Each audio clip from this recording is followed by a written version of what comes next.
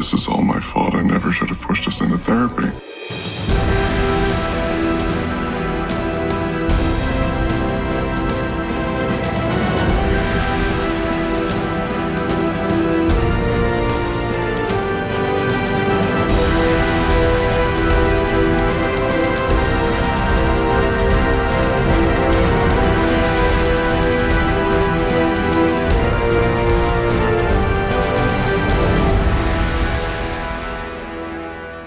Hey there, Gothamites. Welcome to another episode of the Arkham Sessions. My name is Brian Ward. With me, as always, the psychologist to the superheroes, superheroines, and supervillains of Gotham City and beyond, Dr. Drea Letamendi. Hello, Drea. Hi, Brian. How are you holding up in this pandemic? How are you adapting? I'm trying to think of what I could just appreciate during these times. The days of the week kind of run together. Today's Thursday or Friday. Today is Friday. I'm not even sure. Yeah, I think that I've formed a routine, which I know is really important, but I have some ups and downs. I do want to say that there are times when I feel things appear quite normal, and then there are times that I feel completely just an awareness that this is a bizarre time. Just the realness of this is twisting up my brain in all sorts of ways. Well, and not just your brain, but how are your eyes holding up? Because you have so much more screen time. I have noticed as you and I have been, quote unquote, quarantined, which I know you have a problem with. It's isolated. As you and I have been isolated together for these last couple of weeks, I am officially wrapping up my 4th week of isolation today. And so, you have been doing 5 or 6 Zoom meetings every single day because you are on a COVID task force at UCLA. So you are getting a lot more exposure to like monitors in your face all day, every day. Because these are usually like in-person meetings, I actually started to get these like, I don't want to say migraines because I don't think I've ever had a migraine, but a very new kind of headache, a new pain in my head, which is this feeling of just focused pain, like around my forehead area, and it's really intense. And I found that after maybe 3 or 4 Zoom calls, it would start to develop. So I started to just develop some like screen habits, some healthier screen habits that I've been reading about and I've been sharing with my students and my staff. Very practical things like taking a few breaks in between meetings. When I set up meetings, I set them up for 45 minutes to give myself and other folks time, maybe 15 minutes to transition to the next meeting, step away from the computer, take a bio break, go to the restroom, grab something to drink, shut your eyes for a little bit. And then during these Zoom meetings, I'm realizing how much our vision and just our neurocognition is taxed, right? So the amount of exposure we have to various things we need to attend to and the multitasking involved in that. So just kind of keeping in mind then as we're on Zoom and other features, other platforms that require us to be in these online meetings, maybe take moments during those meetings to check in with folks. Some of the tips include like using the speaker view versus the Brady Bunch dimensional view where you see everybody. I like doing that because I can see everyone, but some folks are saying that is actually, that kind of exposure is also heavy on our eyes and on our brain functioning. So we shouldn't be doing that for too long. Things like that. So it's been helpful to reflect on what didn't work the first 2 weeks, and then make some adjustments, which is I think why this week has been a little bit more, I don't know, like a calmer week for me. But you mentioned why I don't like the word quarantine. I think I'm just tuned in pretty solidly to medical terms, and a quarantine actually means that you have potentially been exposed to the virus, and so you're in a setting that you cannot leave, you cannot interact with other people. An isolation situation is a person who has symptoms and potentially has the virus, and so has even more restrictions. So I would call what we're in a safer at home or safe at home physical distancing protocol. And a lot of people are reacting and responding to that in a more flexible, fluid way. Some folks are really, really responding to that in a more self-controlled and sometimes even a rigid way. So we're all just kind of adjusting to that the best that we can. Yeah. As we did last time, I want to give shout outs to a couple of people and or organizations or businesses that might be struggling at this time, but absolutely deserve our attention. A couple of these folks are very dear friends of ours, and we wanted to make sure to shine a spotlight. And for those of you who aren't in Los Angeles, it might give you an opportunity to experience some of the things that we here in Los Angeles have been experiencing. The first group that we want to talk about, Drea, our good friends. Our friends from Hero's Journey. This is a gym that is owned by a couple of our friends and is truly just a wonderful community. Of course, gyms are spaces that are not open right now due to the social distancing and physical distancing protocols that we're all trying to practice.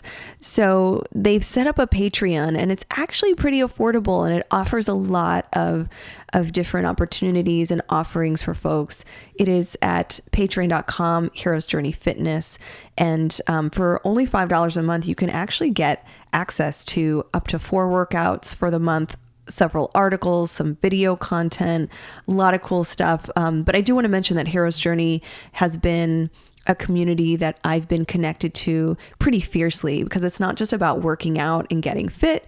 It's also about connecting with other people, finding things that we enjoy together. Most of their workouts relate to kind of like geeky themes and, span the array of comics, sci-fi, television, film, all sorts of fun stuff. So one of the owners of the gym, David Nett, is our regular DM when we play Dungeons and Dragons. Imagine a DM creating a fitness routine for you. A workout. So it's super cool. Anyway, so Hero's Journey is available online for everybody. Please check them out. And again, I want to point out that this is a pay what you can Patreon with a $5 minimum. There are no regular tiers like, say, we have, where it's $5, $10, $15, $20, whatever. It's $5 gets you everything at this gym. And the gym is designed for people who aren't necessarily even all that comfortable going to your regular 24-hour fitness or whatever, Crunch Gym or whatever, or Gold's Gym. These are people who, like us, don't want to go into those places with everyone who are hardcore and maybe we're afraid that they're judging us and whatever. This is a place where literally everyone is invited to just come in and be part of a community. And I really love that they have started this Patreon in this era of the pandemic. And once the whole thing's over, I'm sure the Patreon will continue. But if you're here in Los Angeles, they are right there in Burbank in a brand new gym building, studio. I think they're supposed to be wrapping that up. So you should absolutely test it out here at Patreon, then go to their gym and check it out there, because it's a lot of amazing, amazing stuff. The folks I wanted to call out, and I'm going to be very specific to Los Angeles here, and again, specifically Sherman Oaks here, is Earth 2 Comics. This is our usual local comic shop. We go fairly regularly. We're not there every week because you and I both like to binge. We like to collect a big pile so that we can then bring it home and read them all. There's nothing like the feeling of like coming home with a giant stack of comics and looking through what you got and just kind of reveling in the excitement. I used to mail order all my like when I was a kid. I used to receive comics in the mail, and I remember just the feeling of getting like a huge stack of comics and being excited about receiving those. So it is kind of cool to get them delivered. Yeah. We had them delivered because they are offering curbside pickup. They are also offering mail order.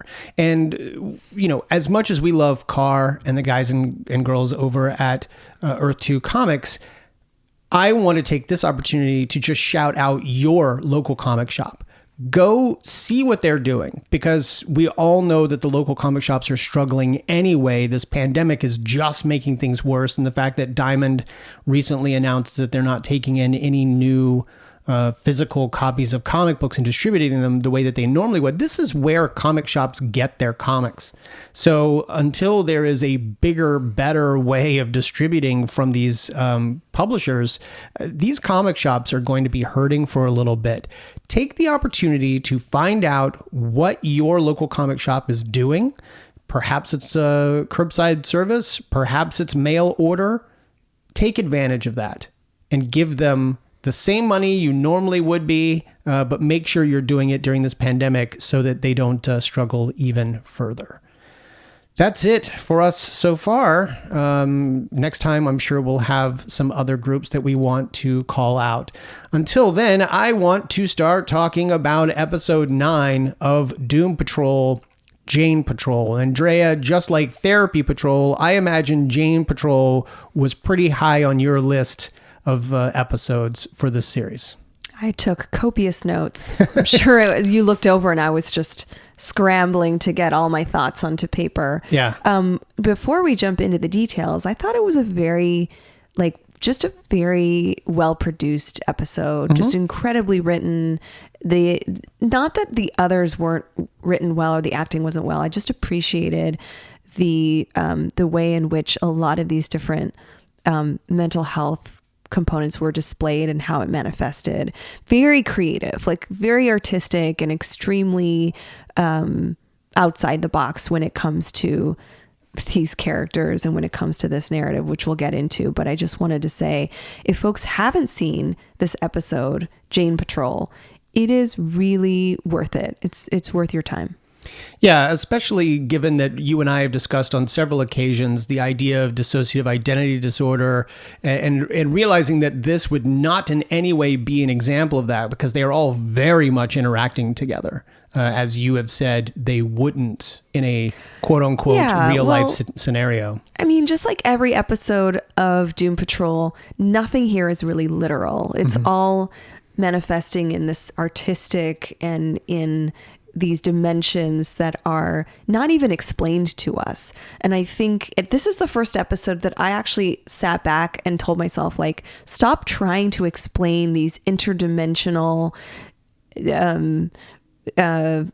concepts. Stop trying to make sense of how this dimension relates to another dimension or where in time we are, or any of that. I just kind of relaxed and thought to myself, just don't take it very literally and just try to understand the emotional landscape and what people are going through as far as where they're at and how they relate to each other, because that is what the show is about. Yeah, this particular episode, I thought beautifully told a metaphor that I want to get into a little bit later. I don't want to reveal it just yet, but this is all about, well, two different things, but one thing's very important. And we finally get an episode where Cliff isn't in the B plot. So we get Cliff, and not even necessarily as Robot Man. We get Brendan Fraser there wearing the costume of Robot Man sans metal head and all of that. And why do we get to see that? Well, let's dive into it. If we remember last time, Jane, who was Karen at the time, was set to marry Dougie, her obsession. And suddenly that personality is dragged into the underground by something we didn't see. And it was presumably something monstrous. Turns out it was actually pretty monstrous. It was the literal interpretation of Hammerhead in her own mind. Hammerhead was dragging her back to the collective. which we see is a rundown. You can't call it abandoned because that's where they all live, but it's a rundown, decrepit subway station. And each one of our identities has a different place in which they live within that station. They all have stops. And they drag Karen down because, frankly, marriage not so much, looked happily upon within this collective. And they felt that Jane, who is the primary, should go back up to the surface. And Jane has been avoiding going back. As we've noticed, Hammerhead's been there a lot lately. Karen took over last time. We've seen a number of folks. Penny Farthing was there for a little bit. Well, let's take a step back and just kind of tune into this character in general. Like the Jane character, her primary personality is Jane. Yeah. As an audience, we're meant to understand that Jane is the primary identity. And up till this episode, we understood that there were dozens of different identities, much like what I would consider like the textbook version of DID, and or what was formerly called multiple personality disorder. So the idea is that she's actually a collection of different identities, and we're now in this episode learning the rules here, that there are apparently some established values and established rules to this little community. Yeah, they're jobs. Each person has a job.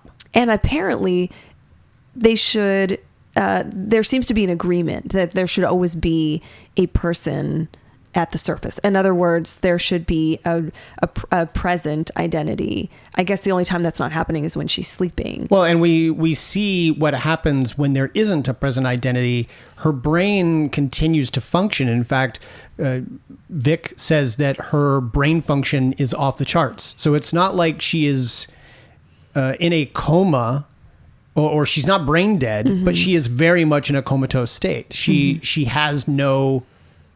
there is no sign of life outside of the fact that her eyes are very much in REM. Yet, meanwhile, in her brain, there is a lot of dissonance and discord. You have multiple people arguing with each other and trying to establish a hierarchy and trying to establish rules. And there's a self-preservation there. They all want to continue existing, but they all want to exist in somewhat of a harmonious way.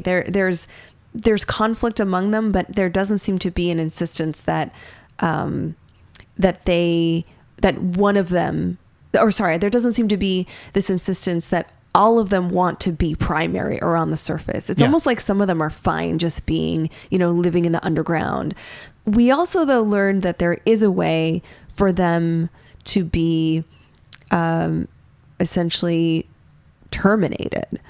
That there is a process, which is really gruesome, where an identity can be erased, which we'll definitely get into as we cover the episode. But I think this certainly caught my attention. This idea that we're just kind of exploring her brain and getting to know these different identities that supposedly make up her multiple personality persona. Yeah. And I think that I'm starting to realize that these identities, in the beginning of our coverage of the show, we started to talk about dissociative identity disorder, which is a mental health condition where somebody is claiming that several identities manifest in their singular body and that they don't have an awareness of what those other identities say or do or how they control their body. I don't really relate this at all to that condition. Yeah. I think this is more of a metaphor. I think that Jane as a person is coming across maybe superficially as multiple identities. But as we get through this episode, I'm more and more understanding that these are just different facets. These are different components of her persona, of her emotional persona. And we're going to get a better understanding of who she is by getting to know these different mirrors, these different kind of faces of her. So why doesn't Jane want to take the spotlight, to grab a term from Split? We discovered that she just doesn't trust the world above. She doesn't know who to let in. In fact, she doesn't want to let anyone in. She doesn't want the day-to-day uncertainty of life in the real world.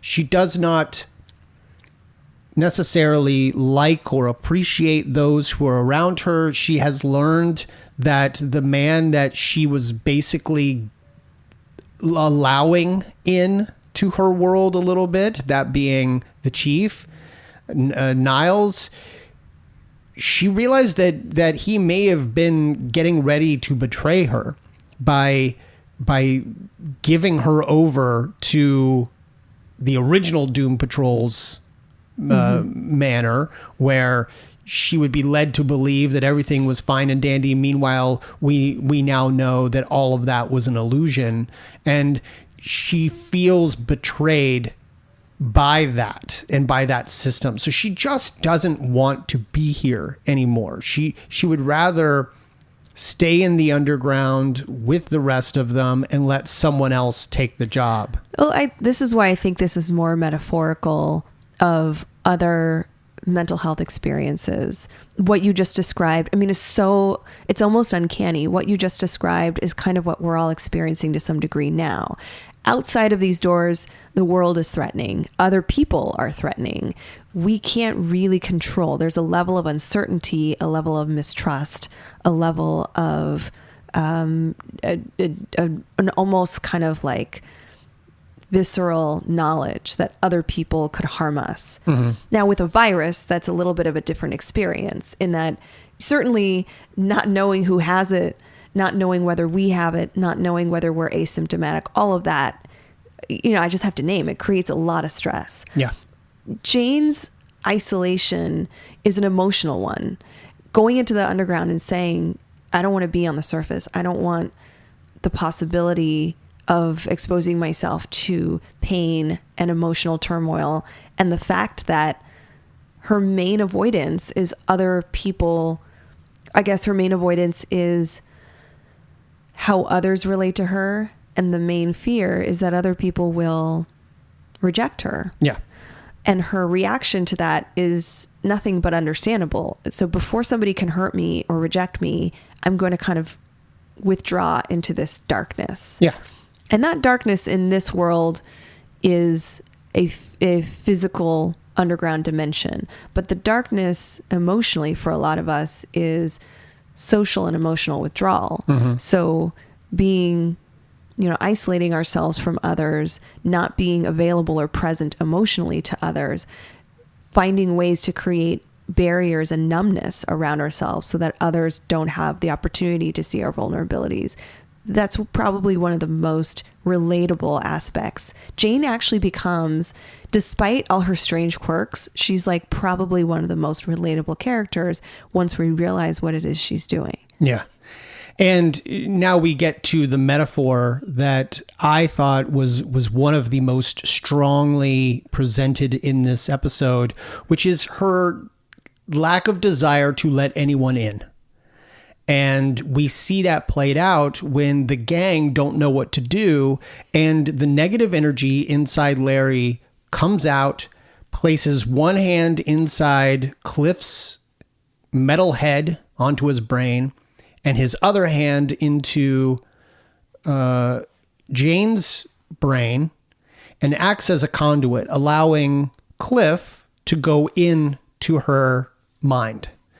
And he sees himself as himself. We see Brendan Fraser instead of the robot. It's a little alarming. It is, It's like, oh, wait, that's right. That's Brendan Fraser. Yeah. So Fraser. Yeah. And so he gets to see the underground. And now we understand that Cliff already knew what the underground was because he had been sneaking around Niles's stuff and had found the map of the underground. He knew where he was. He just now gets to see it. He gets to experience some of the personalities he's already encountered, such as Hammerhead, who doesn't look like Jane. It's explained that some personalities look like Jane and others don't, and no one really knows why. Hammerhead is a bald, very built woman that you wouldn't want to meet in an alleyway. She seems to just hate everything. And so he gets to experience her, and it's understood that no one who is not a personality is supposed to be there. So he is treated like a prisoner. He is taken and thrown into a cell where a couple of people try to help him. Karen, who is currently also imprisoned because of her desire to get married up top. And then as he pounds through a wall and sees into a memory of Jane's, Penny Farthing comes in and decides to help him as well, because Jane has sought the advice of the sisters, who appear to be a three-headed oracle of sorts. It's sort of a mythological kind of offering here. Yeah, she goes to seek advice from this oracle figure. The oracle tells her, go to the well.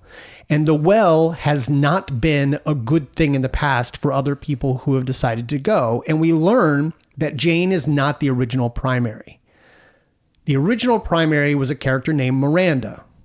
And Miranda once visited the well because she was feeling very much the same way, and she never came back. So it's understood that the well is essentially a suicide This is mission. like where you go to die. Yeah. But there's a willingness, like it's not a, it's a contract. It's an agreement. I will head further and further down the darkness through the underground to these passageways. Black Annis has to kind of help me pass. Like there's a figure. It's sort of a River Styx. Yeah, sort it's of not. It's not an identity, but it's a death like, scythes. She's got two hands of Freddy Krueger. I was going to say Edward blades. Scissorhands. Yeah. So scythes for fingers. It's a very much transition. You have to pass through this death character. You have to get this approval to go through to get to the well. And the agreement is when you get to the well, you will go into the well and die. I want to get back though to... Well, I don't know if that's the agreement necessarily. I think that's the understanding. I think the agreement is that the oracles they're not malevolent. They are telling you that in order to get better, you have to dig deeper and deeper inside of yourself. You have to go into those darkest of places that are going to bring you the most pain. Mm-hmm. And the thing is, Miranda didn't survive it. She got to a point where she was alone. She had no one, and she succumbed to the well. She jumped in. That's a far better understanding than my initial interpretation, which was you've kind of given up and you go to the well. I want to actually take a step back and talk about Karen for a moment, because we don't see much of Karen later in this episode. Okay. Karen was seen, or at least presented to us, as a bit of a villain, somebody who is love struck and obsessed with pairing with men, obsessed with getting married, obsessed with what the other alters call traditional, pointless, cultural ideals. And this episode helped me understand that Karen is representing one aspect of Jane's emotions. They all represent. I'm going back to kind of how I've reinterpreted this character. These aren't alters to me. To me, these are all different emotional states. Mm-hmm. And they interact in the underground, but they're only allowed to come to the surface in that the strongest, most defensive emotional states, the anger, the irritability, the violence, the aggression, those emotional states are more powerful and they're more defensive. And so they keep other people from getting in. So this is a really, it's a 64 person version of Inside Out. Absolute great yeah, absolutely. That resonates for me. And probably more realistic because we do have more than 5 emotions, right? Yeah. And the other piece is that Karen, although somewhat annoying and somewhat obsessed, does represent something that is good, which is an innocent love. An affection. Yeah, and almost like a willingness to love and a blind love, which I think is also dangerous because it can lead to pain. But notice how all the other emotions or characters or alters wanted to destroy her and actually felt that she's petty and that she's unreasonable and does not belong there. And it made me realize that this is how many of Jane's emotions are dealt with, the ones that could potentially lead to healing and health, the ones that could potentially lead to healthy relationships. Those are subdued. Those are taken away. Those are literally dragged through the underground to a dark place and imprisoned.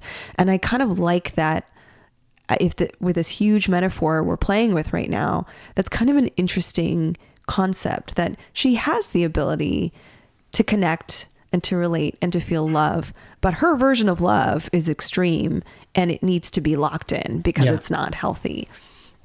Now I'm thinking about the well situation and the concept that if you truly entertain the darkness without a net, without support, without somebody to guide you, hold your hand, whatever that person might need, that could be very risky. Mm-hmm. It could mean you get enveloped in it and you don't come out of it. Yeah. And I like your interpretation much better than mine, which was a simple escape. Yeah, because Jane, as she went further and further down toward the well, became more and more presented with her own past, which is that of young Kay Chalice, a small girl who by the age of 5 was already being molested by her father, sexually abused. We started to hear him, his sweet baby calls. I've got a little bit of audio of that. It's absolutely haunting. Let's take a listen. Sweet, sweet baby Kay. Please don't keep me waiting. And we are reminded as we went back to Doom Patrol that her greatest fear was puzzle pieces. And I had told you then that Jane's dissociative identity, quote unquote, started when she was molested by her father. And the very first time that happened, it was while she was putting together a puzzle. We see that the TV show has decided to maintain that origin story. She is putting together a puzzle when her father comes in and asks her to come over and give him affection before mommy gets home. And we now understand that is where that's going. And according to the comics, that's where she started to break off into different, her different 64 personalities. Those 64 personalities didn't gain superpowers until later. But, and I feel weird talking about this right now, as we are the Friday before Easter.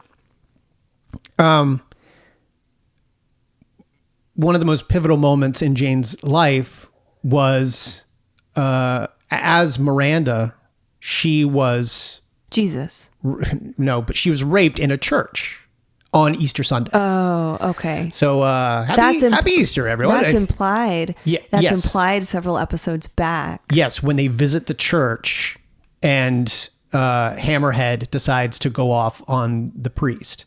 So we're not seeing that in this episode, but it is connected. it was during that event and during in the comic books, there was a gene bomb that was exploded. And during that event, that's when all of her 64 personalities gained their superpowers. Mm-hmm. But if you're talking about the tragic origin of 64 individual personalities, as people do when they talk about dissociative identity disorder, this fracturing moment basically happened when she was a 5-year-old girl making a puzzle. Right. And her father molested her for the first time. As we go on through this episode, we see more and more of that. We hear more and more of those haunting echoes of her father as she goes and basically what I took as a metaphor for doing the work. She was becoming more and more exposed to it. She was becoming more and more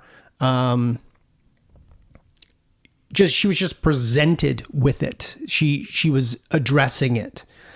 She wasn't necessarily doing the work. She kind of casually went through and was finding herself more and more in an abyss until Cliff comes along. And she has this really upset attitude that Cliff has invaded her space. He is now inside her head. He has violated her. And she's not wrong from a traditional point of view. I think that reaction is appropriate. Yeah. I think she is defensive in how she interacts with him, but I don't think she's really irrational in that moment where she feels that he's violated her space, her physical body, her emotions. Like I think that she's valid in feeling that way. Yeah, I've got a little audio from that first encounter with Jane inside her head. Here we go. Jane. Jesus Christ, Cliff, really? Jane, I'm sorry. I told you to fuck off, Penny, remember? Hey, Jane. Wait. Stop touching me. Stop. I didn't ask you to be here. Just hear me out. All of this is my fault. I never should have pushed therapy on you. Brita said that it probably wasn't even my idea. There was a rat in my nutrient tank. Cliff. Look, I guess what I'm trying to say is come back. You're scaring us. Thank you. I've been waiting for you to say that. I really, really needed that. Really? Fuck no! Get out of my head, asshole! And while Cliff is trying to support her or help her, like right before the moment where Jane blows him off and walks away from him, Jane actually pauses, and there's this kind of it's almost like she loses connection with her surroundings. There's this break in her groundedness. It's like she, as she's hearing the voice, she's being confronted with the memories. You're right. So in her mind or in her brain, she's starting to hear that sound, and we see a very clear example of dissociation, which is this mental process where somebody actually disconnects from their thoughts, feelings, memories, or their sense of who they are. It's some folks will say they feel like it's an out of body experience where they can see themselves. Other folks say they just kind of go blank and become lost in whatever that memory is. And we see this like really good example of a dissociative moment for her, where she had an opportunity to connect with Cliff. Something he said maybe triggered her or had her realize that this is connected to her trauma, and she goes right back into her traumatic state. So I appreciate, I mean, it bothered me because it was alarming, but I appreciated the way in which they showed her go through that. And it prevented her from connecting to Cliff. It almost kind of kept her in this darkness. Yeah. It was done really well. Penny Farthing, who, by the way, is the identity whose job is to run away from things. You know, when things get too dangerous, Penny Farthing is supposed to split, get them out of there. Yeah. she helps Cliff get to a certain point, and then says, this is it for me. I can't go any further. I got to go. And Penny Farthing takes off. Cliff decides to go on without her and goes deeper and deeper into the memories and the psyche of Jane until he is presented with Black Annis. And Black Annis says, no men can come here. Mm-hmm. Absolutely not. No men. And he then has to come to grips with the fact that he's not a man anymore. And he does this same conduit that is doing all this stuff to her starts working on him as well. He has to start realizing who he is and what he is. And he starts to relive the moments of the car crash. He starts to relive the moments of the bad life that he was living before his quote unquote death. He has to relive the moments of coming back to life in this robotic body, nothing but a brain inside of a hollow space in which a rat can invade and take from his nutrient tank. And once he comes to grips with the fact that he's no longer a human being, he's no longer a man, Black Annis then allows him to pass. You know, she then realizes, you're not someone who can hurt Jane if you move forward. And this is the conceptual framework that lives inside Jane's brain. Notice that all of Jane's alters are female oriented. Correct. That for the most part, we're seeing female identities. And he is probably the first potential male person who's sort of, you know, exploring these different caverns and these different passages. And I thought that they handled this really well. What does it mean? It doesn't mean that he doesn't have humanity, but it does mean that he doesn't have manhood, which is, you know, in all of his memories, what does his manhood mean? Well, he was dominant. He was chauvinistic. He drove fast cars. Aggression, sort of all these, I mean, you know, these are stereotypical aspects of malehood, but it draws upon this nature of these are the aspects and characteristics that threaten Jane, because her perpetrator was her father, an older male person. And that's all he's been trying, you know, they've been accusing him. How triggering has that been for her, for this parenting guy, this guy using this very parenting, consoling style to want to have physical affection with her and emotional affection and this need to connect with her. That's been triggering her this whole time. Yeah. And for him to... Because all she knows is a father. Yeah. Like all she knows of a father figure is someone who has mistreated her and abused her entire life. So yeah, it's a very powerful moment. And then he rips off the Brendan Fraser skin and becomes the metallic body we know as Robot Man. And that's when he declares that he's not a man. And Black Annis feels him and touches him and makes sure, even so far as to put her hand on his crotch and taps the blades against and realizes he's metal everywhere. You can pass. You're not a man. You can pass. And when he passes, he then finds Jane standing on the edge of the well at the deepest darkness in her life. She is hearing her father asking her to come to him and not make him wait. And she is about to take that step off into the ledge when Cliff grabs her by the hand and lets her know that he is there for her and that he is her support. And she comes down off the well, and all of the puzzle pieces swirl out of the well and become a manifestation of her father, a giant manifestation of her. He is the Stay Puft Marshmallow Man sized version of her father. And a really interesting interpretation here, because in her child's mind, he is far more, you know, he's larger, he's more menacing, he's scarier, he's a monster. this is nothing like what this man actually looked like. Yeah. Maybe, generally the figure of him is about the same, but this child's mind has created this monstrosity out of this traumatic memory. Yeah. And I think that really appealed to my understanding of childhood trauma, especially sexual trauma, which is what has kept her from connecting with others and really kept her from integrating her emotions in a healthy way. Well, and that's a point that I want to bring up because as we know, she is 64 individual pieces of a whole. She is a puzzle that she refuses to put together because puzzles are the shape of her trauma.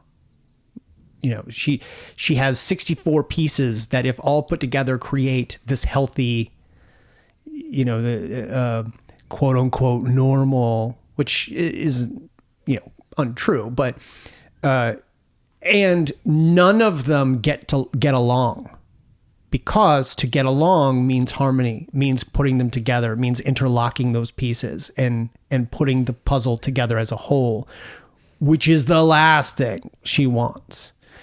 And it's in the moment that Cliff is picked up by the puzzle version of her father, and he eats the lower half of him and throws the bottom half down on the ground. That's when she sees that her father is now taking away the one male figure that she truly cares for right now. Mm-hmm. And she breaks out of the spell and puts her foot down against her father, tells him that she is not afraid of him. I've actually got the audio. Let's take a listen. Change! Save yourself! Just run!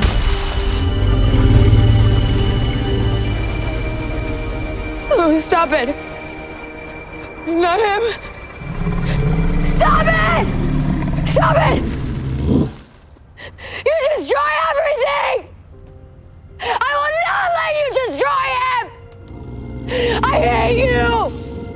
I hate you, you filthy, disgusting man! I am not afraid of you! I am not afraid of you! I am not afraid! Sweet.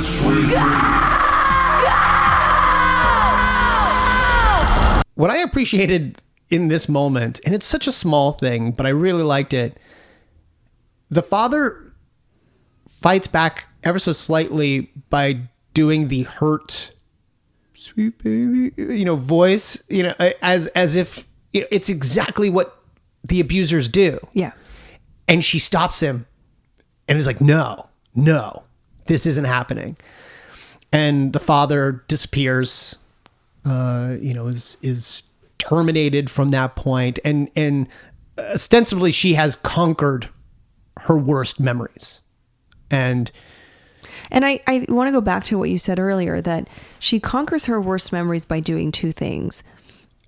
A very authentic confrontation that needs to happen here. So no more avoiding of the memory, no more trying to subdue it or repress the memory, no more trying to create other more dangerous memories to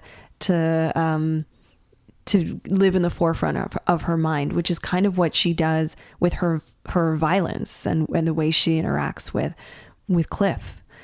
She's trying to replace that memory with other memories, but simply just confronting the memory authentically. Mm-hmm. And that second thing you mentioned, which is to do it in a way that's guided and safe, to do it in a way that perhaps having another person there who she trusts, I believe she actually trusts Cliff, to have that other person there to ensure she's grounded, to ensure has some semblance, some sense of safety, a sense of confidence that she can get through this. That's also important. And it reminds me of therapy. It reminds me of social support when we have other people in our lives that help us get through tough times. Yeah. And it reminds me of the difficulty of living with childhood sexual trauma and adversity that started when somebody was still developing their emotional personas or persona.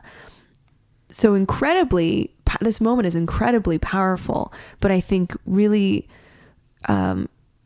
relies on the understanding that if she has Cliff with her, and, notice too that Cliff didn't save her. He didn't pull her out and then save her. No. She had to do it on her own. Yeah. So there's this kind of sentiment that I bring up around The Hobbit and the ring, right? Like, I can't carry, if I were Sam, I can't carry that ring, but I will be by your side and I will carry your food and I will, watch you while you're sleeping, but you have to carry the ring. You have to be the one to process your trauma and to be emotionally available to your trauma. And it usually takes more than one time. Mm-hmm. But I appreciate that this is how much this episode is willing to give us. No other story was really brought up. This is the first time we've seen an episode dedicated pretty much to one character. Yeah. And we needed that. We needed all 64 characters within Jane to better understand her psychological development and why this was so important to her. And I also appreciated, because after this moment, we see them on the train. She has now agreed to go back with Cliff, and the two of them sit in silence together. And when Jane wakes up, still dressed in the wedding dress that Karen was wearing, she just quietly gets up and goes to her room and closes the door. And they ask Cliff what happened. And I really, really appreciated this moment. Let's take a listen. What happened in there? It's not my story to tell. The good thing is she's back. And I think she's better.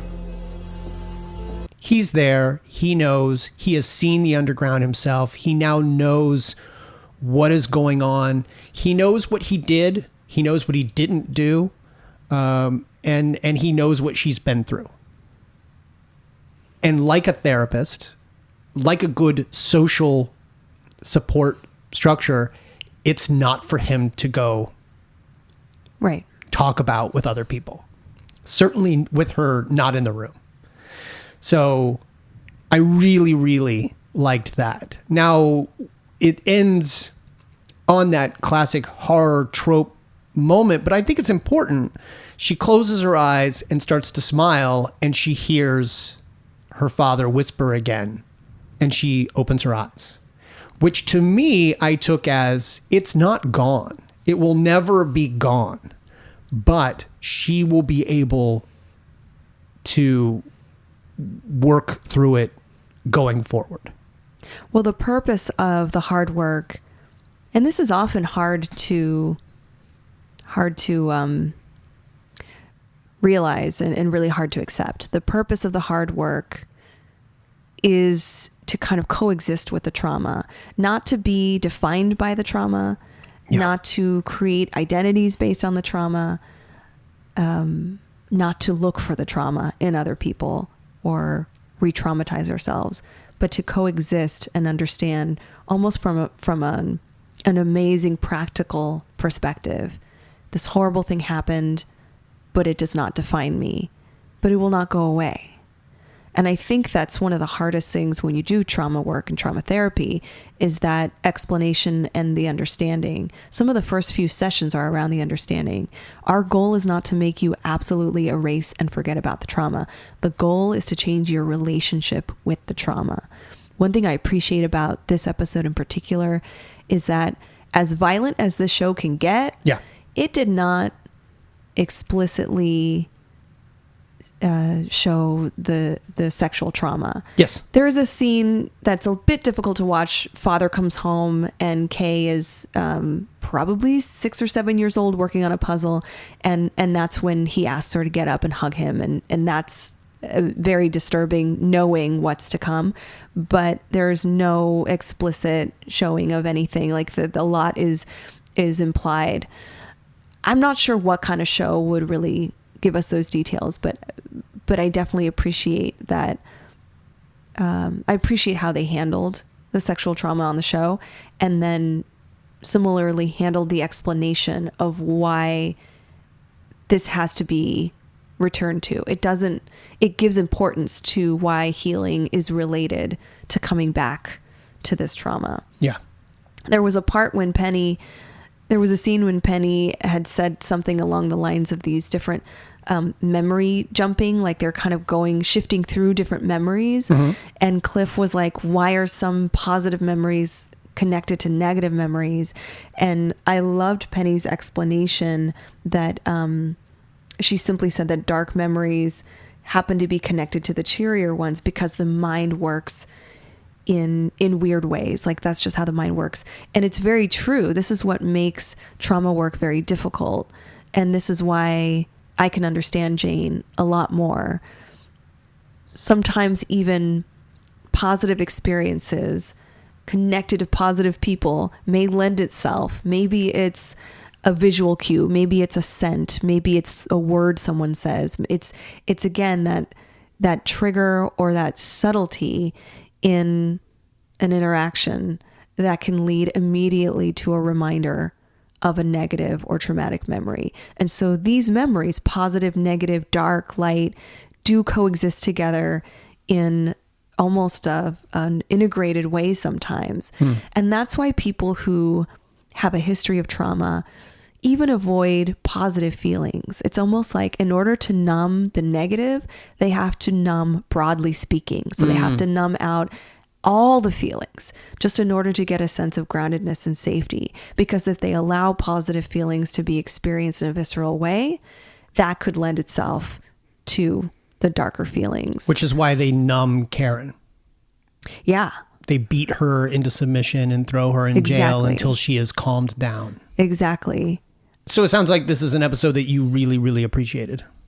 Do I say this every week? This is my favorite episode. Did I say that last week? You don't. I mean, you've been hot and cold on Doom Patrol. You've appreciated Doom Patrol, but you've been hot and cold on like how you felt for particular episodes. I would say I like this one more. A couple things I want to say before we wrap up.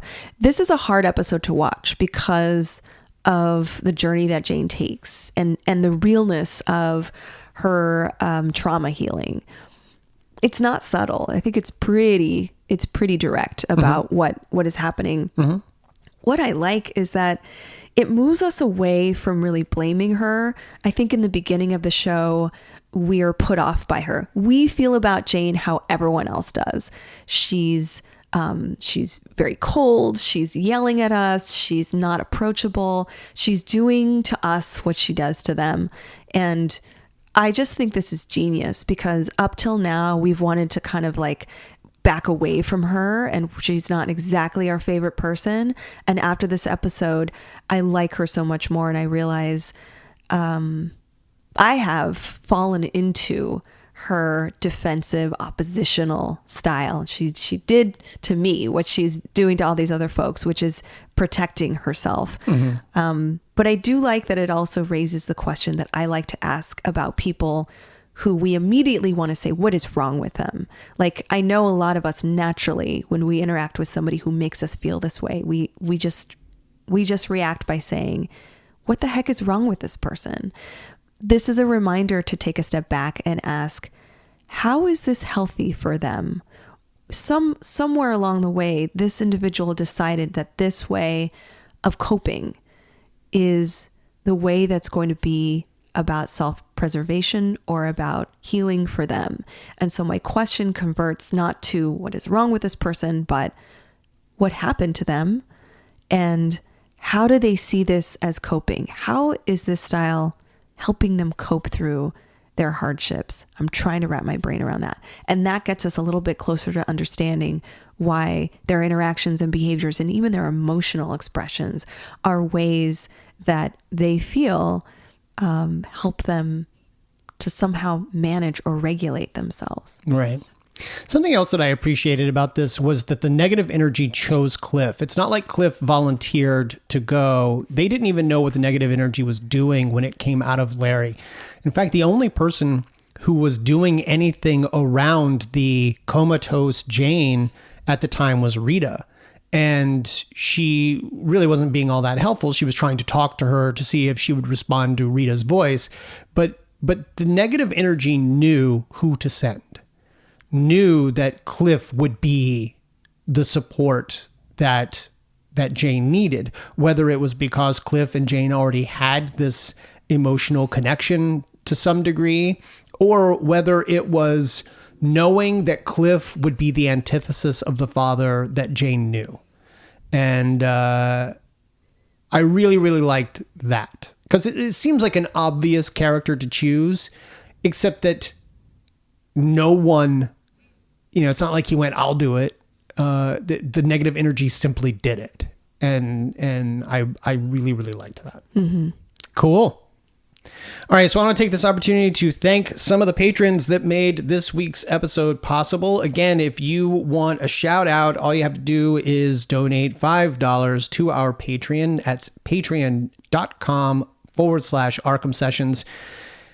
Patrons this month that get a shout out: Joshua Barnhart, Eric O'Sullivan, our brand new patron, Dr. Jerome Anderson, Leslie Brownlee, Jay Griffin Hughes, Wesley Farber, Samir Bakhta, Verdigree, Maria Diego, Ariel Neona, Todd Stashwick, and of course, my father, Carl Ward, again, who is the author of Dragon Under the Mountain, which apparently you can get for free on Kindle Unlimited right now. So go take a read.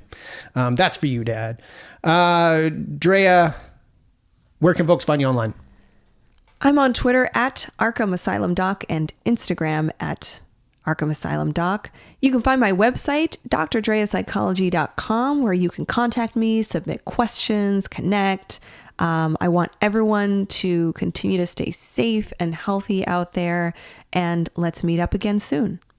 You can find me online. I am at bward028 on Twitter, at b_ward028 on Instagram. You can find us both on Twitter at Arkham Sessions or on Facebook. You can find us on Instagram at The Arkham Sessions. As always, follow our family over at Fanbase Press to check out their awesome comics, their podcasts, their news, and all of that cool stuff. And as always, we're looking forward to next time.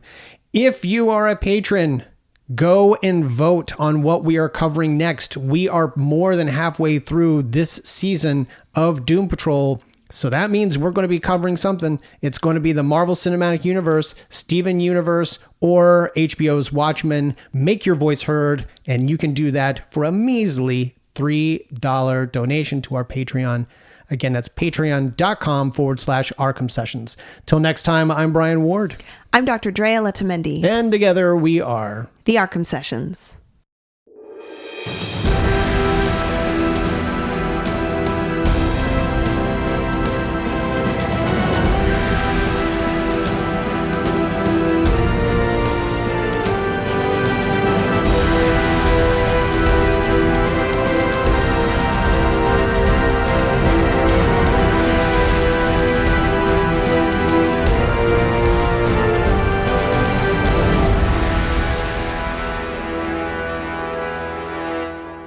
Magic School Bus.